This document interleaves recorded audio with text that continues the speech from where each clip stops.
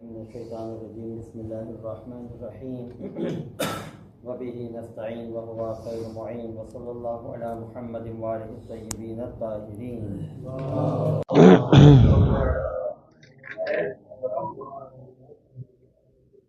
کل ہم نے اپنے درس کو 42ویں فصل ایک مسلمان کا دوسرے مسلمان کے اوپر حق کیا ہے اس ضمن میں روکا تھا۔ مختلف باتیں آپ کی خدمت میں بیان کی تھی کہ جو دین اسلام قرآن مجید کی آیات اور اہل بیت علیہم السلام کی تعلیمات سے کشف ہوتی ہے، اور اس سلسلے کو ہم نے یہاں تک پہنچایا تھا کہ اگر انسان ایک دوسرے کے ساتھ محبت کے انداز میں پیش آئے تو اس کا نتیجہ یہ نکلتا ہے کہ معاشرے میں بھائی چارہ قائم ہوتا ہے، عدل کے نظام کو فروغ ملتا ہے، آپس کے جو اختلافات ہیں وہ دور ہوتے ہیں۔ وَسِرُّ ذَلِكَ أَنَّ الْإِنسَانَ لَا يَجِبُ إِلَّا نَفْسُهُ وَمَا يُلَائِمُ نَفْسُهُ۔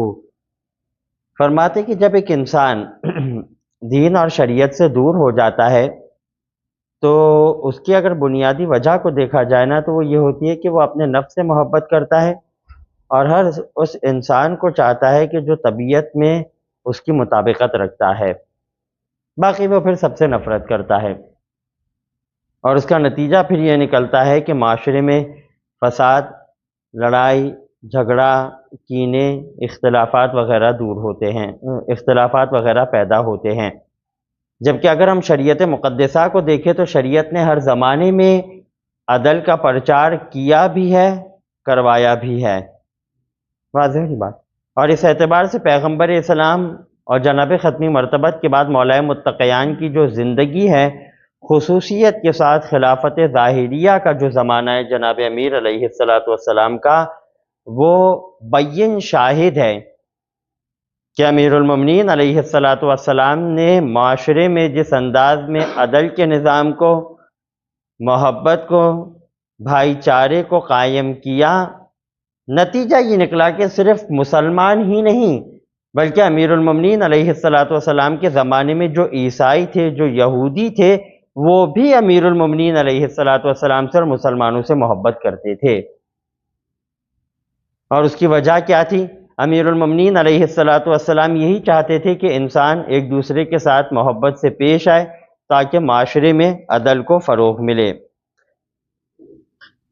واضح ہو رہی ہے بات۔ اس کے ساتھ ساتھ کہتے ہیں کہ اگر انسان دوسروں کا خیال رکھے گا، چونکہ مطالب پہلے گزر چکے اس وجہ سے خلاصے کو آپ کی خدمت میں بیان کر رہے ہیں، اگر کوئی معاشرے میں عاجز ہے، کمزور ہے، اس کی مدد کرے گا، اگر کوئی مالی اعتبار سے تنگ دست ہے تو اس کی اس مشکل کو دور کرے گا تو معاشرے میں مزید محبت پیدا ہوگی۔ واضح ہو رہی ہے بات۔ معاشرہ آگے بڑھے گا، دین اسلام کو فروغ ملے گا، جس طریقے سے ائمہ اہل بیت علیہم السلام کے زمانے میں علیہ السلام ہوتا تھا۔ یہی وجہ ہے کہ جب معلّہ نے امام جعفر صادق علیہ السلام سے سوال کیا کہ مولا یہ بتائیے کہ ایک مسلمان کے دوسرے مسلمان کے اوپر کیا حقوق ہے، تو امام معصوم بیان فرمانے لگی کہ معلّہ 60 قسم کے حقوق ہے کہ جس کا تقاضا اسلام بھی کرتا ہے، دین بھی کرتا ہے۔ واضح ہو رہی بات۔ اور اس کے بعد پھر امام معصوم نے جب ایک ایک حق کو بیان کرنا شروع کیا تو مولا بیان فرمانے لگے کہ جو اپنے نفس کے لیے پسند کرتے ہو وہ اپنے مومن بھائی کے لیے، مسلمان بھائی کے لیے پسند کرو، اور جو اپنے لیے ناپسند کرتے ہو وہ اپنے بھائی کے لیے بھی ناپسند کرو۔ ایک بہت اہم چیز ہے۔ امیر المومنین علیہ السلام کی سیرت سے لے کر زمانے کے امام کی سیرت تک ائمہ اہل بیت علیہ السلام نے جہاں قولی اعتبار سے اپنے چاہنے والوں کی ہدایت کی ہے نا، وہاں عمل کے ذریعے سے ثبوت بھی دیا ہے کہ ہم آل محمد جو کہتے ہیں وہ کرتے ہیں۔ واضح ہو رہی ہے بات۔ اس کے بعد دوسری چیز کیا؟ اس بات کی حد المقدور کوشش کرو کہ تمہارا بھائی تم سے ناراض نہ ہو، یعنی تمہاری طرف سے کوئی ایسا کام یا کوئی ایسی بات نہیں ہونی چاہیے کہ جو اسے ناگوار گزرے۔ اس کا نتیجہ کیا ہوگا؟ دوستی ختم ہو جائے گی۔ ٹھیک ہے۔ اس کے بعد امام معصوم فرمانے لگے کہ اپنی جان کے ذریعے، اپنے مال کے ذریعے، اپنی زبان کے ذریعے، اپنے ہاتھ اور پاؤں کے ذریعے سے اس کی مدد کرو۔ دیکھیں کتنی بہترین بات۔ اب یہاں پر امام معصوم علیہ السلام نے یہ نہیں فرمایا کہ صرف شیعہ، ہاں وہ الگ بات ہے کہ روایات میں ملتا ہے کہ اگر ایک مقام پر دو حاجت مند ہے، ایک کے دل میں مولا متقیان کی ولایت اور محبت کا عقیدہ ہے اور دوسرے کے دل میں من باب المثال وہ عقیدہ نہیں ہے، تو وہاں پر تو ہمیں شیعہ کو مقدم کرنا ہے، اس میں کوئی شک نہیں۔ لیکن اگر معاشرے میں شیعہ حضرات مالی اعتبار سے الحمدللہ قوی ہے، کوئی مشکل نہیں ہے، البتہ جو دیگر مسلمان ہیں وہ کمزور ہیں، مدد کا تقاضا چاہ رہے ہیں، مدد کرنی ہے۔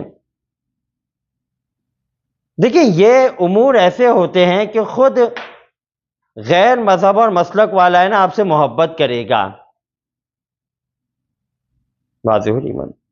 اس کے بعد امام معصوم بیان فرمانے لگے کہ تم اس کے لیے ہدایت کا ضامن بنو، یعنی اگر وہ تمہارے پاس ہدایت لینے آئے، تم سے مشورہ لینے آئے، تو تم اسے بہترین مشورہ دو،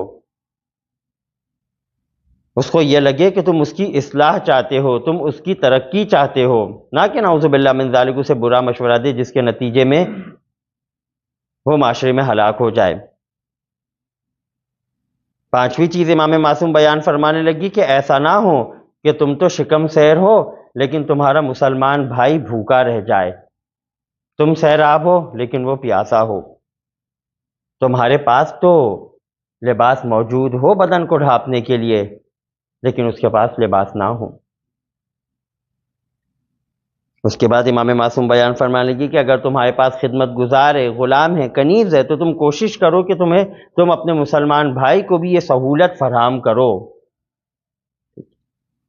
اور ساتویں اور اہم چیز جس میں امام معصوم علیہ السلام بیان فرما رہے کہ اگر تم اس سے کوئی قسم کھاؤ، اگر کوئی تم اس سے عہد کرو تو اس عہد کو پورا کرو۔ یہ ایک بہت بڑی معاشرے میں برائی ہے کہ اگر ہم اپنے معاشرے کی بات کریں یعنی بر صغیر کی جہت سے، تو ایک بہت بڑی برائی پائی جاتی ہے کہ عہد کو پورا نہیں کیا جاتا، جس کی وجہ سے معاشرے میں اختلاف پیدا ہوتا ہے، دوریاں بڑھنے لگتی ہیں، کینہ کدورت دل میں پیدا ہوتی ہے۔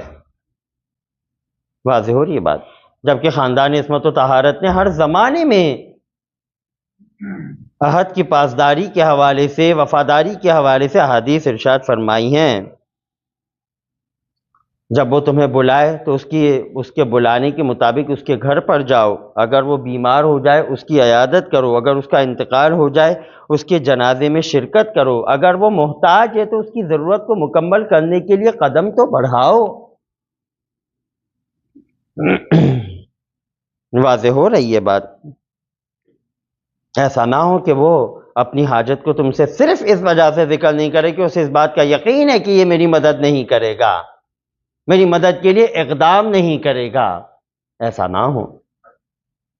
واضح؟ بلکہ تم جلدی کرو۔ اب دیکھیں اگر ان 7 نکات کو دیکھا جائے تو امام جعفر صادق علیہ السلام کیا بیان فرما رہے ہیں؟ معاشرے میں محبت کس انداز میں پھیلے گی وہ ان 7 چیزوں میں مضمر ہے۔ واضح ہو رہی ہے بات؟ اگر ایک معاشرے میں ہم یہ چاہتے ہیں کہ مسلمان مل جل کے رہے، شیعہ اور سنیوں کے درمیان میں کوئی اختلاف نہ ہو، وہ ہماری مجالس میں آئیں، ہم ان کے پروگرام میں جا کے شرکت کریں، تو ضروری ہے کہ پہل ہم کریں جس طریقے سے خاندان عصمت و طہارت نے کئی مقامات پر پہل کی ہے علیہ السلام، اور اپنے چاہنے والوں کو بھی یہی سمجھایا ہے۔ اب تک جتنی بھی روایات گزری یا مرحوم مظفر رحمہ اللہ کا کلام گزرا، اس میں کہاں یہ بات بیان ہوئی ہے کہ امام جعفر اپنے چاہنے والوں کے بارے میں یہی امید اور یہی تمنا کیا کرتے تھے کہ ہمارے چاہنے والے مسلم معاشرے میں سب سے کٹ کر رہیں، بالکل انفرادی زندگی، اپنے گھر سے نکلیں مسجد میں، مسجد سے گھر پہ آ جائیں، نہ کسی مسلمان کو سلام کریں، نہ مسلمان کے سلام کا جواب دیں، نہ ان کی مشکل کو دور کریں، نہ ان سے ملیں، نہ ان کے پروگرام وغیرہ میں شرکت کریں۔ کہاں امام جعفر صادق علیہ السلام کی سیرت و سنت میں نظر آتا ہے؟ بات واضح ہو رہی ہے؟ اور یہ معاشرے کا ایک بنیادی تقاضا ہے، اس بات کو ہمیں اور آپ کو ثابت کرنا ہے اپنے معاشرے میں جا کر۔ اس کے بعد پھر امام معصوم بیان فرمانے لگی کہ اگر تم اس انداز میں کام کو انجام دو گے نا نتیجہ کیا نکلے گا کہ وہ تم سے محبت کرے گا. واقعی میں یہ ایک فطری چیز ہے نا. انسان محبت اسی سے ہی کرتا ہے کہ سامنے والے نے اس کے لیے اپنی زندگی میں کچھ کیا ہو. کئی مقامات پہ ایک انسان غیر مسلم سے محبت کرتا ہے. وجہ کیا ہوتی ہے؟ اگر ایک عام انسان کی بات کی جائے، وہ کیوں محبت کرتا ہے؟ وہ اس وجہ سے محبت کرتا ہے کہ میری نوکری کے لیے اس نے کافی کوشش کی ہے، میرے پاس نوکری نہیں تھی، جس کے نتیجے میں آج میں روزگار سے وابستہ ہوں، اس نے میری مدد کی ہے. ساری زندگی احسان گزار رہتا ہے، اس کا احترام کرتا ہے، اس سے ملتا ہے. علیہ السلام. یہی تو امام جعفر صادق علیہ السلام سمجھانا چاہ رہے ہیں. اور ایک چیز ہمیشہ یاد رکھیے گا کہ کئی مقامات پر پہل ہمیں کرنی پڑے گی. ہم صرف اس وجہ سے کہ امیر المومنین علیہ السلام کو خلیفہ بلا فصل نہیں مانتا لہذا ہم کیوں جائیں، ہم کیوں شرکت کریں، ہم کیوں پہل کریں. ہو سکتا ہے کہ یہ پروردگار عالم کے نزدیک عذر قابل قبول نہ ہو. اگر یہ عذر قابل قبول ہوتا تو امام جعفر پہلے اپنے چاہنے والوں کو یہ بات بیان کرتے. مولا نے یہی پوچھا نا کہ ایک مسلمان کا دوسرے مسلمان کے اوپر حق کیا ہے. امام نے مسلمان کا مسلمان کے اوپر حق بیان کیا. امام نے یہ تو نہیں بیان کیا، فرمایا کہ پہلے یہ دیکھو کہ ہمارے جد امیر المومنین علیہ السلام کو امام مانتا ہے، جانتا ہے یا نہیں. وہ الگ بات ہے کہ روایات بہت ہیں. امیر المومنین علیہ السلام کا حق ایسا ہے کہ جس میں آل محمد نے کسی مقام پر بھی آ کر نرمی کا مظاہرہ نہیں کیا ہے. یہ امام جعفر صادق ہے. عقاب الاعمال میں روایت موجود ہے، چھٹے امام کے پاس ایک صحابی آیا اور کہنے لگا کہ مولا ذرا یہ بیان کیجئے کہ ہمارے پڑوس میں ایک نوجوان رہتا ہے، اکثر قرآن مجید کی وہ آیات پڑھتا ہے تو صبح فجر کے لیے میری آنکھ کھلتی ہے. امام علیہ السلام بیان فرمانے لگی کہ یہ بتاؤ ہمارے جد امیر المومنین علیہ السلام کو امام مانتا ہے یا نہیں مانتا؟ کہا مولا یہ تو نہیں معلوم. راوی کہتا ہے اگلے سال میں دوبارہ آیا، امام سے یہی بات کہی، امام نے یہی سوال کیا. میں نے کہا مولا نہیں مانتا. کہا نہیں ہو سکتی بخشش.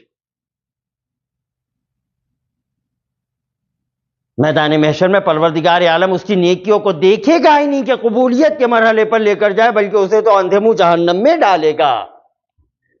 یہ بھی ہے روایات. اور دوسری طرف یہ روایت بھی ہے جو ایک مسلمان کے احترام کے بارے میں بیان فرما رہی ہیں. اسلام یہی کہتا ہے کہ ہر ایک بات کو برابر لے کر چلنا ہے. خاندان عصمت و طہارت نے جس انداز میں اپنی زندگی میں کر کے دکھایا ہے. اسی انداز میں ایک اور روایت ابان ابن تغلب کی. مورد کیا ہے؟ حرم مکہ میں طواف کو انجام دے رہے ایک مسلمان آ گیا حاجت کے حوالے سے. ابان کہنے لگے مولا کیا کروں؟ امام معصوم بیان فرمانے لگی کہ طواف کو ترک کر دو، اس کی مشکل کو جا کے دور کرو. ابان کہنے لگے مولا اگر واجب ہو؟ امام معصوم بیان فرمانے لگے فرق نہیں پڑتا. یعنی کس حد تک آل محمد جو ہے نا وہ ہمیں مومنین کے، مسلمانوں کے حقوق بیان فرما رہے ہیں. کس حد تک؟ حرم مکہ ہے، خانہ کعبہ کے پاس وہ موجود ہے. اس دنیا کا سب سے بہترین ٹکڑا ہے. امام جعفر صادق علیہ السلام کی روایت کے مطابق اور پیغمبر اسلام کی روایت کے مطابق کہ اگر کوئی مسلمان اس مقام پہ مارا جائے تو پروردگار عالم اسے شہادت کی سند عنایت کرتا ہے. لیکن امام جعفر بیان فرما رہے کہ اگر ایک مسلمان تمہارے پاس حاجت کے تقاضے سے آ جائے تو تم اپنے طواف کو توڑ دو اور اس کی حاجت کو مکمل کرو. کچھ تو امام جعفر صادق علیہ السلام مشاہدہ کر رہے تھے نا، کچھ تو قیامت تک کے حالات کے بارے میں دیکھ رہے تھے نا کہ جس کی بنیاد پر انہوں نے یہ حدیث ارشاد فرمائی ہے. جبکہ ہمارا عقیدہ یہ ہے کہ امیر المومنین علیہ السلام سے لے کر زمانے کے امام تک ان تمام نے جو بھی تعلیمات ارشاد فرمائی ہے نا وہ قیامت تک کے زمانے کے لیے ہیں. اور اس بات کی گواہی علامہ ابن ابی الحدید معتزلی نے بھی شرح نہج البلاغہ میں دی ہے. جب امیر المومنین علیہ السلام مستقبل کے واقعات کی پیشن گوئی کرتے تھے، ابن ابی الحدید معتزلی ایک مقام پہ بیان فرماتے کہ واقعی میں ایسا لگتا تھا کہ علی کی نظریں مستقبل کے حالات پر اسی انداز میں ہیں جس طریقے سے علی حال کو دیکھ رہے ہیں. بات واضح ہو رہی ہے. ہر ایک چیز کو برابر لے کر چلنا ہے. یہ خاندان عصمت و طہارت کی تعلیمات کا نتیجہ ہے. مسلم معاشرے میں ہماری اولین ذمہ داری یہ ہے. ہم آئے ہیں نا امیر المومنین علیہ السلام کے در پر علم کو حاصل کرنے کے لیے. اولین ذمہ داری ہے کہ معاشرے میں محبت کی فضا کو قائم کریں، اختلافات کو دور کریں. حتیٰ کہ اگر ہمارے والے ہو نظریاتی اعتبار سے اختلاف رکھتے ہیں، کوئی بات نہیں، ملیں، بڑھ کے سلام کریں، خیریت معلوم کریں. ائمہ کے زمانے میں کیا نہیں تھا ایسا؟ جعفر ابن محمد ناووسی بصرے کا رہنے والا، دل میں کدورت پائی جاتی تھی. امام جعفر کے پاس آیا علم کو حاصل کرنے کے لیے. امام جعفر بہترین انداز میں مل رہے ہیں. الفرق والمقالات میں نوبختی رحمہ اللہ نے اس روایت کو نقل کیا ہے. بات واضح ہو رہی ہے. باقی دیکھیں، پروردگار عالم کی ذات ہے کام میں برکت دینے والی. لیکن اگر خدا نخواستہ کوئی اختلافی بات کریں گے جس کے نتیجے میں مومنین کے درمیان میں اختلاف ہو یا مسلمانوں کے درمیان میں اختلاف پھیل جائے، اس کا نتیجہ یہ ہوگا کہ قیامت کے میدان میں سزا بھگتنی پڑے گی. اور اس چیز سے خاندان عصمت و طہارت نے اپنے چاہنے والوں کو ہر زمانے میں دور رکھا ہے. جتنے بھی ہمارے ائمہ نے اصحاب بھیجے، زکریہ بن الآدم کو 8ویں امام نے قم میں بھیجا، ابان ابن تغلب اور زرارہ کو کوفہ میں بھیجا، ابراہیم بن الہاشم قم میں آئے تعلیمات آل محمد کو پہنچانے کے لیے. ان اصحاب کی زندگی میں دیکھیں کہ کسی ایک صحابی کی زندگی میں آپ بتا دیجئے کہ اس نے معاشرے میں جا کر کوئی اختلافی بات کی ہو کہ جس کے نتیجے میں مومنین کے درمیان میں یا مسلمانوں کے درمیان میں اختلاف پیدا ہوا ہو. کوئی ایک مورد آپ بتا دیجئے. یہاں تک کہ جب خلیفہ ثالث کے دور میں کوفے میں اختلاف بڑھنے لگا تو مالک اشتر کا کردار مثالی کردار تھا. اگرچہ کہ پیغمبر اسلام کو جناب مالک اشتر نے نہیں دیکھا، لیکن کس طریقے سے مسلمانوں کو متحد کر رہے ہیں، کس طریقے سے کوفہ کے قبائل کو ملا رہے ہیں، کس طریقے سے محبت کے پیغام کو دے رہے. واقعی میں اس زمانے کے لوگ کہتے تھے کہ مالک کے اندر تو سیرت علی ابن ابی طالب آئی ہے. یہ ہے امیر المومنین علیہ السلام کی تعلیمات، یہ ہے پیغمبر اسلام کا دین. اگر ہم یہ کرنے میں کامیاب ہو گئے نا، خدا کی قسم امیر المومنین کی نظر میں ہم کامیاب ہو گئے. ایک صلوات پڑھے محمد وآل محمد پر.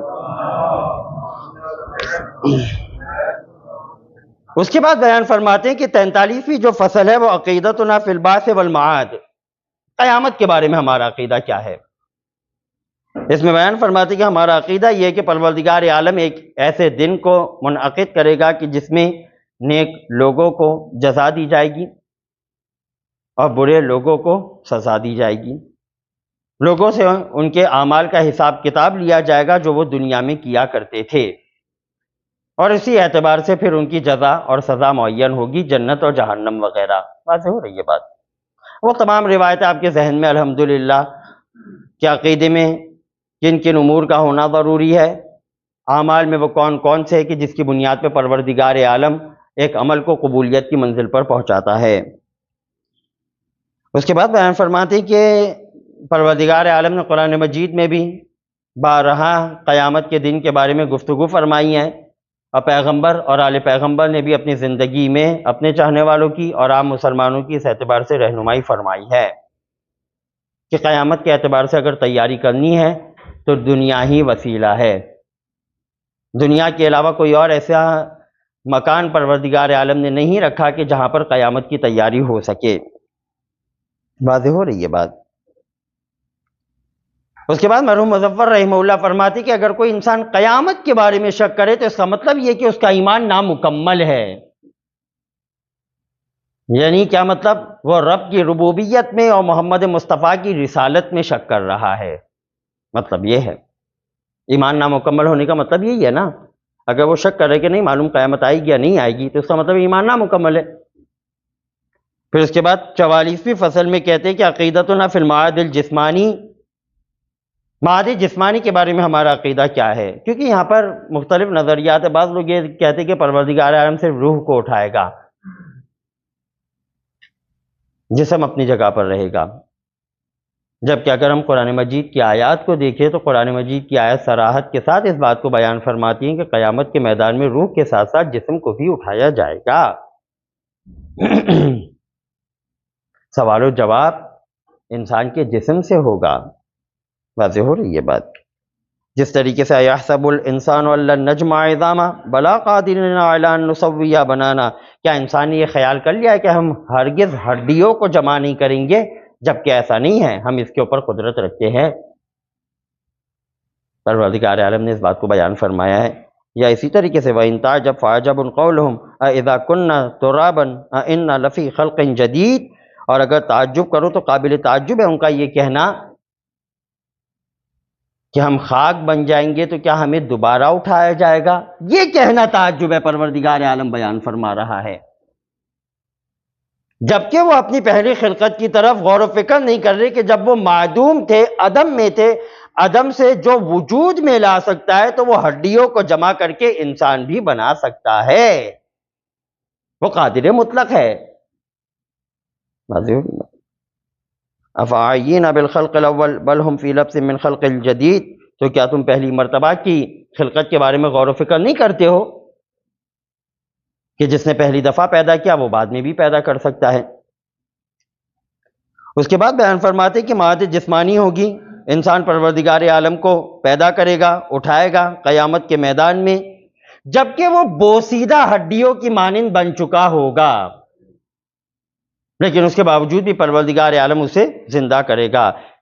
اس کے بعد بیان فرماتے ہیں کہ اعتقاد میں یہ چیز ضروری ہے کہ جب ہم معاد کا عقیدہ رکھیں قیامت کا، تو قیامت کے ساتھ ساتھ حساب و کتاب ہے، صراط مستقیم ہے، میزان ہے، جنت جہنم ہے، ثواب و عقاب ہے. یعنی ہر وہ چیز کہ جو قرآن مجید منواتا جا رہا ہے، ایک مسلمان کے اسلام کا تقاضا یہ ہے کہ ان امور کو مانتا جائے، چاہے اس کی عقل میں یہ بات نہ آئے، لیکن قرآن مجید کی آیات ہے، آمنا وسلمنا کرنا ہے. واضح ہوگی بات؟ اس کے بعد بیان فرماتے ہیں کہ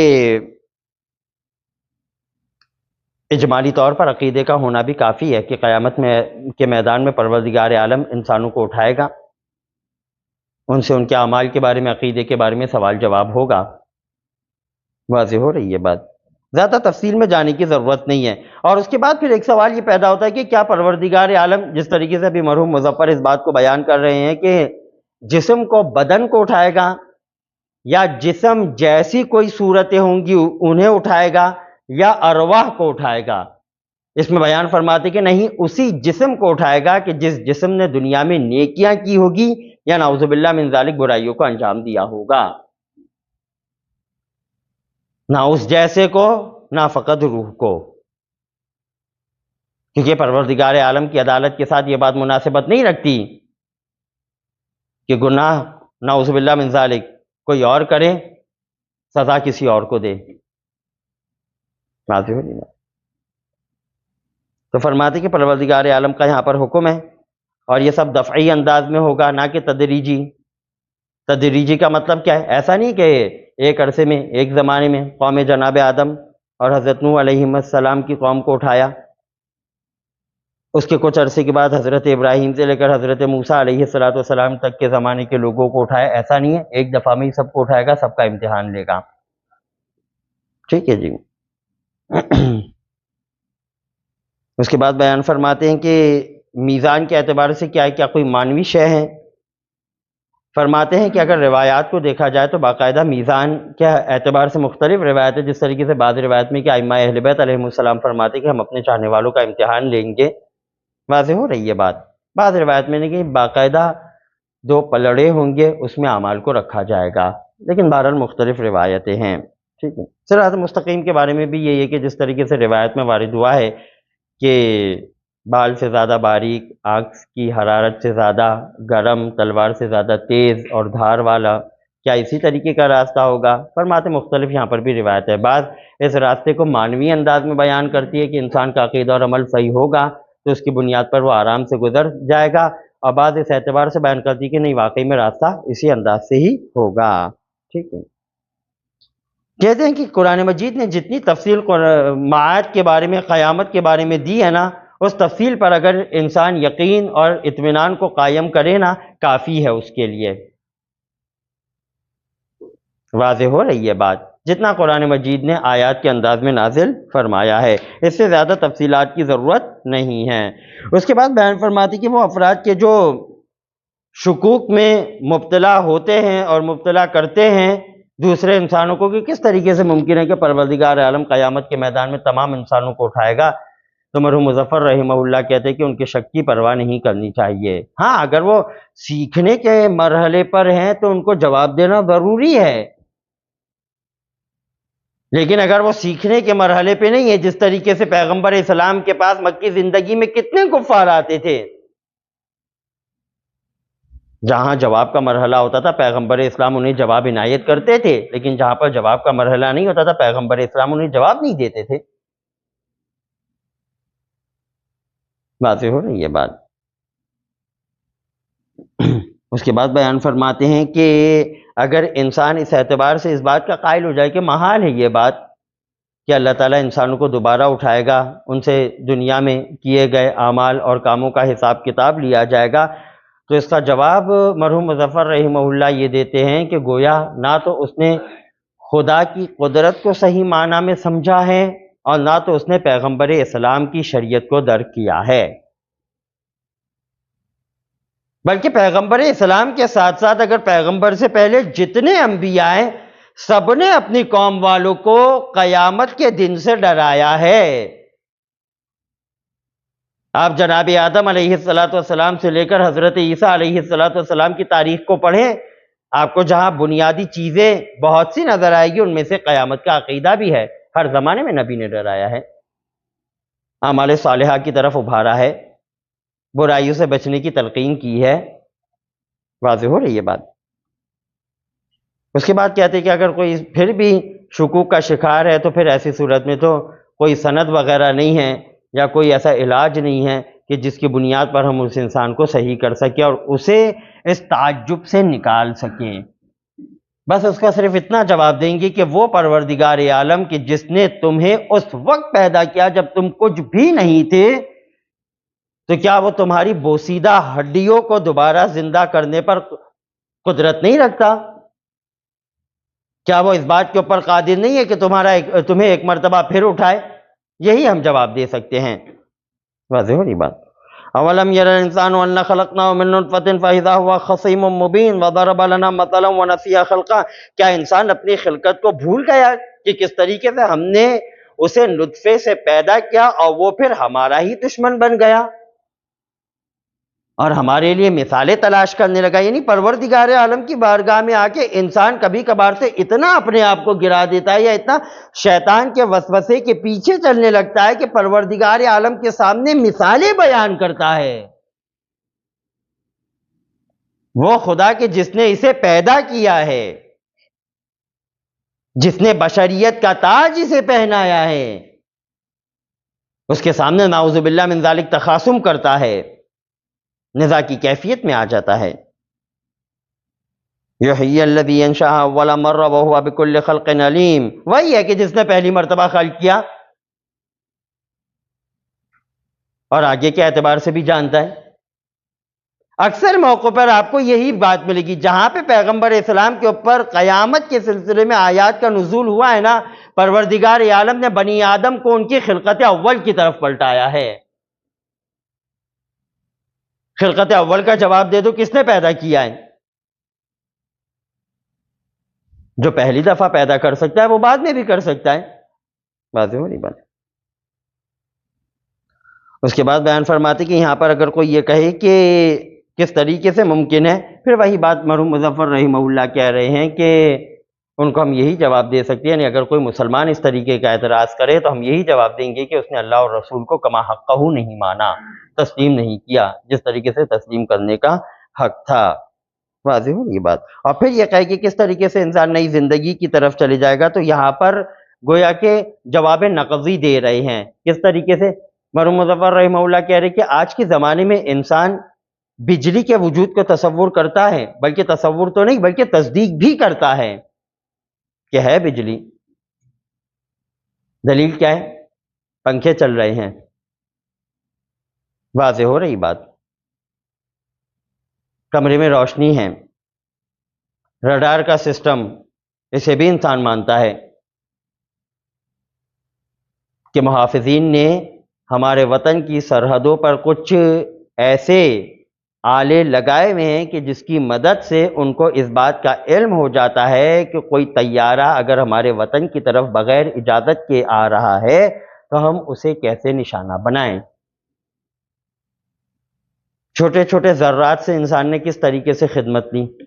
کہتے ہیں ان تمام باتوں کو انسان تسلیم کر لیتا ہے، جبکہ نہ اس کی حکمت معلوم، واضح ہو رہی ہے بات، نہ اس کی علت معلوم، نہ اس کا سبب معلوم. مرحوم مظفر رحمہ اللہ کہتے کہ جب وہاں پہ مقام تسلیم پہ ایک انسان آ جاتا ہے تو پروردگار عالم کی ربوبیت کے سلسلے میں اسے کیا چیز مانے ہیں کہ یہاں پر آ کر وہ معاد کے سلسلے میں اور قیامت کے حوالے سے شک اور شبے میں گرفتار ہو جاتا ہے کہ کیسے ممکن ہے کہ پروردگار عالم اتنے سارے انسانوں کو ایک ہی دن میں اٹھا لے.